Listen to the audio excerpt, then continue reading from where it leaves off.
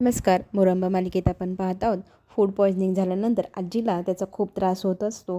आजी खूप टेन्शनमध्ये असते. तिची रेप्युटेशन खराब होत आहे म्हणून ती चिडचिड करत असते. ती आभ्याला सांगत असते, आभ्या तुला आठवतं का आपल्या कंपनीवरती मागे केस झाली होती. त्या केसमध्ये पंकज कसबेचं नाव आलं होतं. हेही आत्ता त्यानेच केलेलं आहे. मला पूर्ण विश्वास आहे. आणि त्याने फूड इन्स्पेक्टरने आपल्याला हेही सांगितलं होतं, कावेरीनीवरती आपल्यावरती केस केलेले आहे आणि पंकज कसबे यांनी आपल्यावरती केस केलेली आहे. तेव्हा आजीला ते सगळं आठवत असतं. ती सांगते, आत्ताही हे सगळं 100% त्या पंकजनेच केलं असेल अशी आजी विश्वासाने बोलत असते. पण अभि त्यांना म्हणत असतो की ते खूप साधे माणसं आहे, ते असं काही करतील असं मला वाटत नाही. तेव्हा आजी त्याच्यावरती खूप चिडते आणि ती सांगते, तुम्हाला सगळ्यांना त्याचाच भरोसा पडता. अक्षयला रमा आणि रमाच्या कुटुंबावरती आहे, तूही तेच करून राहिलो. तितक्यात अक्षय तिथे येतो. त्याच्या कानावर ते शब्द पडतात. तो म्हणतो, आजी काय झालं आहे मला सविस्तर सांग. तेव्हा आजी सांगू लागते, पूर्वी काय काय झालेलं होतं, आपल्यावर कोणी कोणी केस केली, आत्ताही 100% हे सगळं पंकज कसबेनीच केलं आहे असं आजी विश्वासाने बोलते. इकडे रमाला काकाचा फोन आलेला असतो. काका सांगत असतात की मला शशिकांतनी पाहिलेलं आहे, माझी बाटली तिथे पडली, 100% त्याला माझ्यावरती आता संशय आलेला आहे. तेव्हा तू सावध राहा आणि रमाकांतचीही काळजी घे. तोही खूप घाबरलेला होता. तेव्हा ती सांगते, हो मी रात्री पाहिलं होतं त्यांना येताना, खूप घाबरलेले दिसत होते. पंकज सांगतो, ते खूप हळव्या मनाचे आहे, त्यांची तू काळजी घे, त्यांना जाऊन भेट, त्यांना समजून सांग.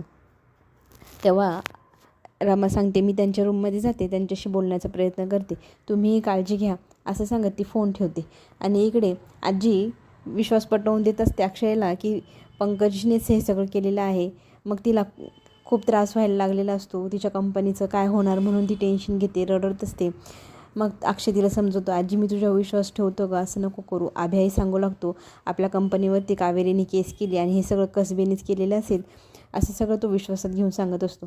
इकडे रमाकांतला भेटायला जाते. तो सांगतो, हा ड्रेस तू कुठेतरी घेऊन जा, मला शशिकांतने पाहिलेला आहे. मग ती त्याला समजवते आणि बसवते. तेव्हा ती बघते काकांना खूप ताप आलेला आहे आणि काकांना ती सांगत असते, काय झालं ते सांगा. तेव्हा ते काका खूप घाबरलेले असतात. ते म्हणते, मी जे पाहिलं ते सांगूही शकत नाही असं ते सांगत असतात. इकडे मयुरी आणि आरतीच्या गप्पा चालू असतात. मयुरी सांगते, मला आता छान वाटतं आहे, सगळं माझ्या डोळ्यासमोर कसं स्पष्ट दिसते, खोटी माणसं चांगली माणसं सगळ्यांतला फरक पण कळायला लागलेला आहे. तेव्हा आरती सांगत असते, तुमच्यात झालेला बदल पाहून सगळ्यांना खूप आनंद होत आहे, तुम्ही लवकर बऱ्या व्हा म्हणजे सगळ्यांना आनंद वाटेल. असे दोघींच्या गप्पा चालू असताना तिथे रेवा येते आणि त्या दोघी गप्पा मारत असतात. बघा ना आपल्यावर कसं संकट आलेलं आहे आपल्या कंपनीवरती. रेवा म्हणते, बघ ना याच्यामुळे तर माझं बेबी मून नाईट पण खराब झाली. तेव्हा आरती सांगते, तुला तुझ्या बेबी मून नाईटची पडलेली आहे, तू स्वतःला ह्या घरातला सदस्य म्हणते आणि तुला तुझंच पडलेलं आहे, तू किती स्वार्थी असं आरती तिला बोलते. इकडे पोलीस दुसऱ्या दिवशी त्या 2 गुंडांना घेऊन येतात, त्यांना कबुली करायला लावतात. तेव्हा ते सांगते, साहेबा मला माफ करा, आम्ही हे सगळं पैशासाठी केलं, आमचा स्वार्थ काहीच नव्हता असं तो सांगत असतो. तेव्हा पोलीस सांगतात, हे भुरटे चोर आहे, पैसे घेऊन सगळे कामं करतात, यांनीच हे केलेलं आहे.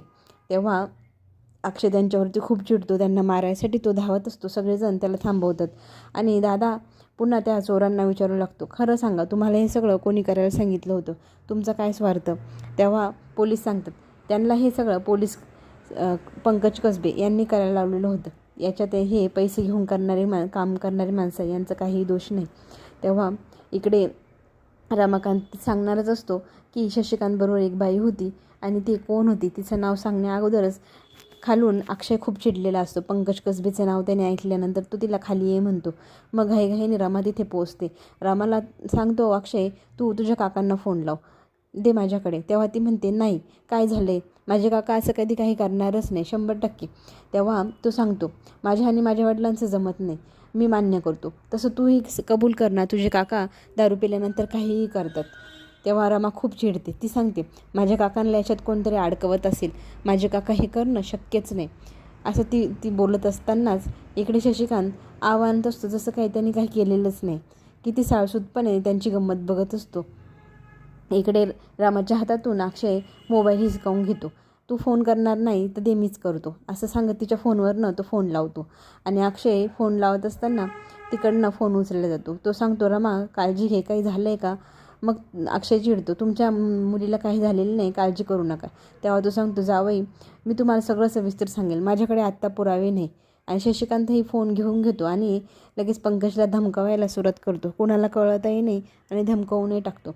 येडे काका घाबरल्यामुळे फोन कट करतात. तेव्हा पोलीस बोलतात, आम्ही त्यांच्या मोबाईलचं लोकेशन घेतो आणि त्यांना शोधून लॉकअपमध्ये टाकतो. आणि तुम्ही एक प्रेस कॉन्फरन्स घ्या आणि त्याच्यात सांगा की हे तुम्ही केलेलं नाही आणि दुसऱ्यांनीच केलेलं आहे, तुमच्या विरोधकांचा कट आहे. तेव्हा रमा पोलिसांच्या मागे धावत सुटते की माझ्या काकांना पकडू नका, त्यांनी काहीही केलेलं नाही. अक्षय तिला थांबवतो आणि तेव्हा ती म्हणते, हे बघा माझे काका असं काही करणं शक्यच नाही, त्यांना याच्यात अडकवत आहे शशिकांत मुकादम. तितक्या शशिकांत मुकादम तिथे पोचतो. काय झालं म्हणून विचारतो. तेव्हा ती सांगते, मी तुम्हाला घाबरत नाही, सरळ सरळ सांगा तुम्ही जे जे केलेलं आहे. तेव्हा रमा खूप चिडते, यांनीच सगळं केलेलं आहे आणि हेच माझ्या काकांना अडकवत आहे. तेव्हा शशिकांत पुन्हा नाटक सुरू करतो, माझ्या आणि माझ्या मुलात आधीच बरं नाही, तू अजून त्याच्यात भर घालते, असे आरोप लावू नको, असे नाटकं करत करत रडत तो आतमध्ये जातो. अक्षय सांगतो, हे बघ मी तुझ्या काकांना काही होऊ देणार नाही, तुझ्या घरच्यांचीही मी काळजी घेईल. तेव्हा ती सांगते, आत्ता मला फक्त मावशी आणि आईचीच काळजी आहे, मला त्यांना भेटायचं आहे. तेव्हा अक्षय सांगतो, आत्ता तू घरात चल, मी तुझ्या काकांना पुन्हा सोडवून आणेल आणि सगळ्या गोष्टींचा आपण तपासही करू, असं सांगून तिला तो थांबवतो. पुढच्या भागात रमाकांतला आणि रमाला धमकी देण्यासाठी शशिकांत तिथं पोचतो. तेव्हा ती बोलते, मी लवकरच तुमचं सगळं पितळ उघडं पाडेल. तेव्हा तो सांगतो, त्याच्यासाठी तू इथे घरात राहिली पाहिजे, रेवाला बाळ झाल्यानंतर तुलाच मी घराबाहेर पाडतो का नाही बघ. आणि इकडे पुढे काय होणार पाहण्यासाठी माझ्या लवली स्वरा गॉसिप चॅनल नक्की सबस्क्राईब करा, म्हणजे नवीन नवीन व्हिडिओ तुम्हाला पाहायला मिळेल.